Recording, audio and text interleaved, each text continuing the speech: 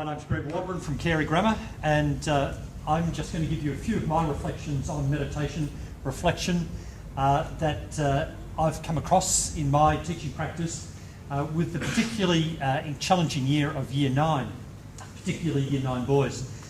My background with meditation and reflection itself is that I happen to run a reflective service at my local church.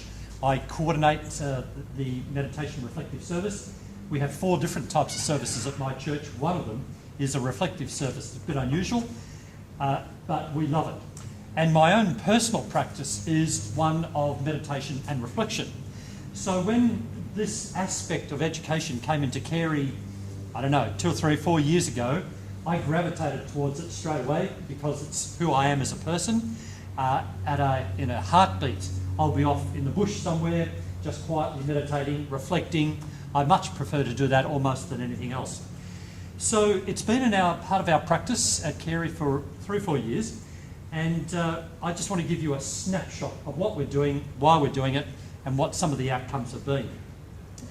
So the three aspects of the talk: why was meditation introduced to Carey?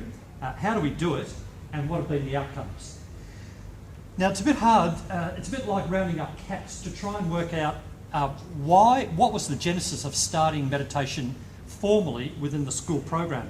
I don't know if it's happening in your schools or not, but in ours for a long, long time, basically forever, meditation and reflection as such were not emphasised.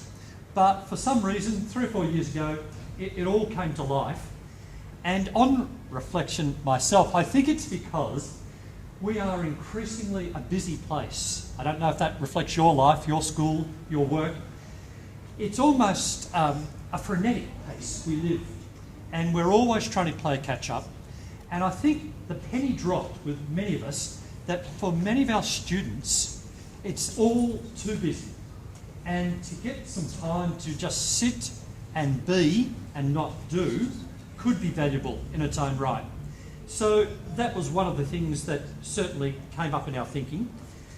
Certainly within RE, or CARE, as we call it at Carey, I was trying to think, what does CARE stand for? I'm not too sure what's the acronym stand for. Community and Religious Education. Of course, I've taught it for many years. I've just never heard that before, that's all. Sorry, my boss was here actually. I shouldn't have said that, should I? Particularly in CARE or RE, it's not a bad idea just to sit and reflect rather than do. So I think that's another reason why we've introduced it. And certainly many of the concepts we talk about in RE, you don't get straight away. A bit like Nick was saying before, you need to just think and reflect and just cogitate. So meditation reflection has jumped into our being. Now, how we do it at Carey, a snapshot on how we do it. Sorry, I haven't got any slides. I'm happy to send you my notes if you'd like them. It's very much down to the individual. It's very hard to be prescriptive how you must be reflective. It comes down to the individual characteristics you have as a person, your personality.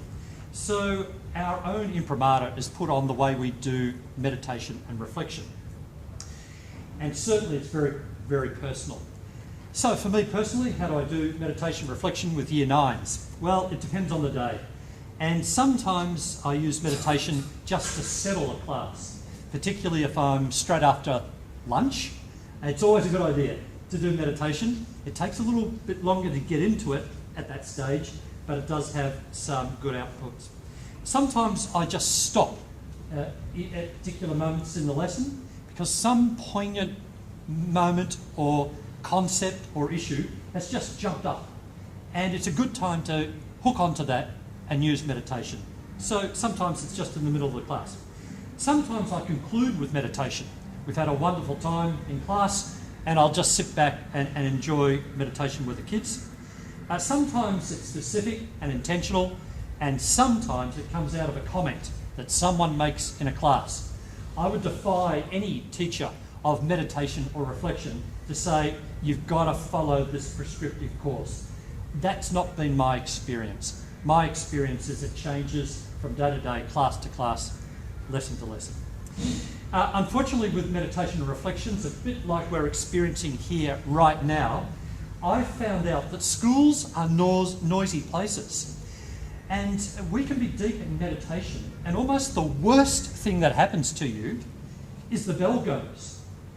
And if you have a class in deep meditation and the bell goes, it really jolts you. And so I've now learnt from personal experience, you don't do meditation ending on the bell. That is bad practice. You always, now, I bring my kids out of deep meditation slowly, quietly, thoughtfully. The difficulties of schools are that they're noisy. The difficulties include the mood of the children and the students on the day can be totally random. You always have cynics in the group who say, why are we doing meditation? Why are we doing reflection? Why don't you just teach us? It's the crowded curriculum. I don't know about in your schools, but we now have a very tough boss who says we must get through the curriculum or our jobs are on the line. Some staff, I'm just joking there, by the way. Some staff actually, oh, sorry, this is recorded, yeah. I can't take it back. Some staff have actually found leading meditation and reflective time quite personally challenging because it's not their personal experience.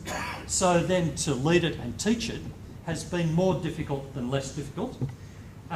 There is actually, certainly in the Baptist tradition, so to speak, not much material that's on the shelves in bookshops or whatnot in terms of how do you teach meditation reflective practice. What I would do, and again I can send this to you, just in a snapshot, what I would do with my reflective practice. These are some of the hooks I've used to get kids involved in reflective practice. Firstly, I would use short videos, just little clips to set the scene on a particular theme. One of my great ideas is to, on Father's Day, or leading up to Father's Day, use the video of that father who takes his disabled son on a triathlon. I don't know if you've seen that. That's what it is. And most kids, strangely enough, have still not seen that video. It's a wonderful video. I did this last year, just leading up, as an aside, leading up to Father's Day. And I had and after this video, you could have heard a pin drop in the classroom. Again, for year 9s, that's pretty unusual. And it was just one of those beautiful God moments where we just sat. We're all in a circle, by the way. And we just went around the circle as they felt comfortable to do, and they talked about their fathers. And it was, I could almost get emotional thinking about it right now. It was deep, and it was spontaneous. And from that, we went into this marvellous meditation where we just thought of our fathers, the good, the bad, and the ugly, because it wasn't all good. We either thanked God for our fathers, we reflected on our fathers, we might have wished for other fathers, but it was just one of those beautiful moments in terms of meditation. It was, I will remember that as one of the highlights of my teaching career. Not that I had much to do with it, it was a God thing. I've used candles as a centering thought, and from that candle I've lit little birthday candles where each have one little candle goes around the circle. Use that as a centering thought. I've done breathing and relaxation techniques. I've used reflective music.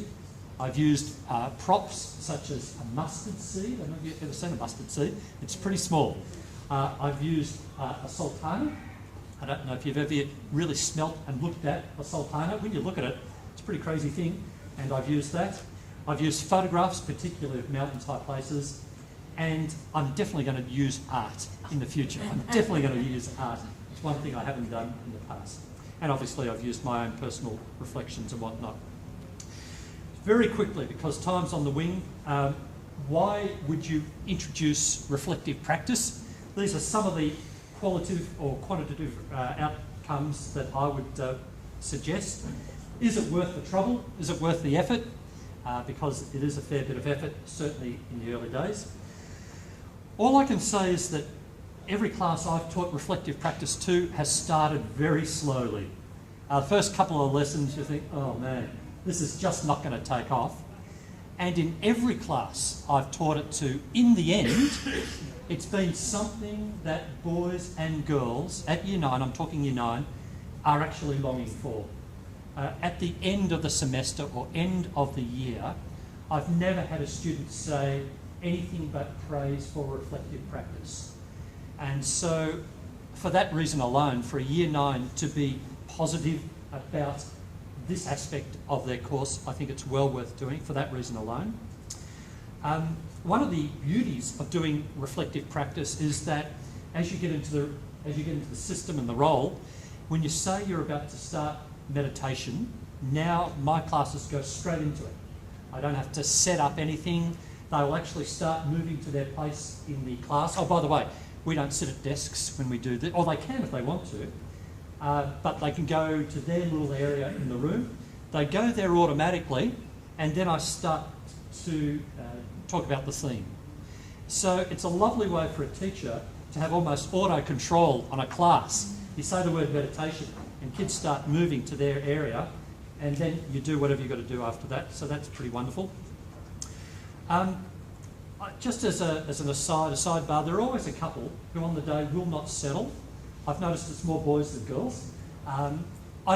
Initially I got pretty uptight about all of that because, you know, boys can be challenging. I don't do that anymore. If I spy a kid who's not quite settled, I'll go and sit with them. And they know I'm going to go and sit with them, so mostly that stops that behaviour, but because they don't want the teacher to sit beside them for 10 minutes. But it's always someone on the day that will be a little unsettled. Sometimes it's the teacher. Many say now, because I don't know if you do, I do an exit survey of all my classes. I ask them the good, the bad and the ugly of my teaching. Most of them will now say meditation is in the top 3 aspects they enjoy of the class. I've mentioned to you that you don't want to do meditation around bells. Students now ask me when are we actually going to do meditation. I think that's a good indicator that it's working. Meditation also, I'll just read this because this is what I feel. Meditation gives us the permission to speak at a deeper level on some of the tougher issues of life in a respectful way that's personable but doable in the group. Very often the personal issues in life, it's okay to talk one-to-one, but to talk about personal issues in the group often is quite tricky. And I found meditation as a good bridge to talk to the group about their personal issues. Just as an aside, and I'll finish on this little note, now that I've been using meditation for 3 or so years now, I'm actually a maths teacher and I teach a little bit of RE on the side, and I'm also an economics teacher. Would you believe I'm now using meditation and reflection in my mathematics classes? And I'm particularly using it, and the kids look for it, before exams and tests. And I wish someone had told me this when I was at school myself. I have learnt as I've got older and done further degrees that if you're in a calmer position before you do exams, your headspace is clearer and more open, and you almost inevitably do better. I wish someone had told me that when I was in secondary school. I now say, look, while I'm your RE teacher, I'm also your maths teacher. Be calm before exams, get in a good headspace, and to do that, I would suggest you do meditative practice. And now the vast majority of my maths students practice meditation before their exams and tests, which I think is a wonderful spin-off in terms of the RE classes we've got at Carey. So I hope that's been worthwhile. Thank you for listening.